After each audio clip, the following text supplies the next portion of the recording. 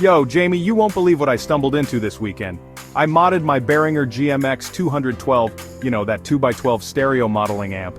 And it's unreal now. I'm kinda pissed Behringer didn't do this from the jump.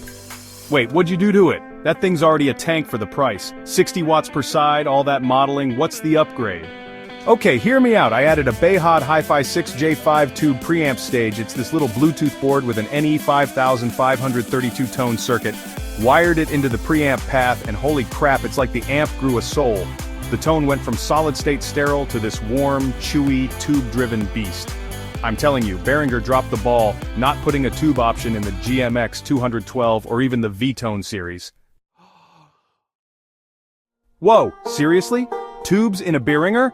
That's wild! I always thought the GMX 212 was decent, great cleanse, tons of effects.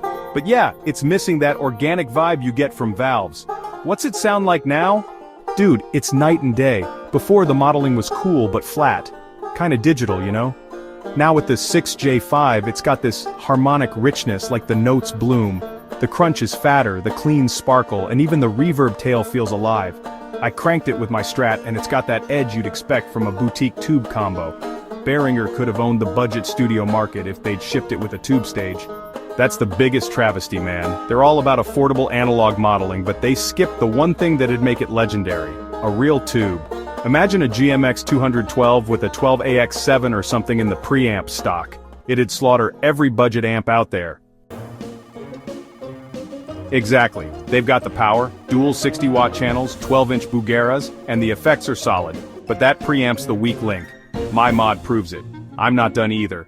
Next, I'm slapping a compressor post-preamp, then a delay and reverb pre-power amp, and an EQ after the power stage, all for studio recording. This thing's gonna be a killer. Hold up, you're building a full signal chain inside it? That's next level. Why the compressor first? Yeah, so the compressor smooths out the tube dynamics before it hits the power amp. Keeps the signal tight, especially with the modeling distortion. Then delay and reverb before the power stage to keep them lush, not muddy. The EQ post-power amp is for final sculpting. Studio precision, you know? I'm aiming for a rig that can track anything from clean jazz to metal without breaking a sweat. That's insane. You're basically turning a $200 amp into a pro studio workhorse. Behringer should be taking notes. If they'd thrown in a tube option, even as a premium version, they'd have a cult classic. Instead, they left it to modders like you to show what it could be. Right? It's such a missed shot. The GMX 212's got the bones, stereo flexibility, MIDI control, 99 presets. Add a tube and it's not just a practice amp, it's a recording monster.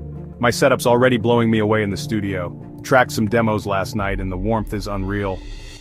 Next session I'm pushing it hard with a Les Paul.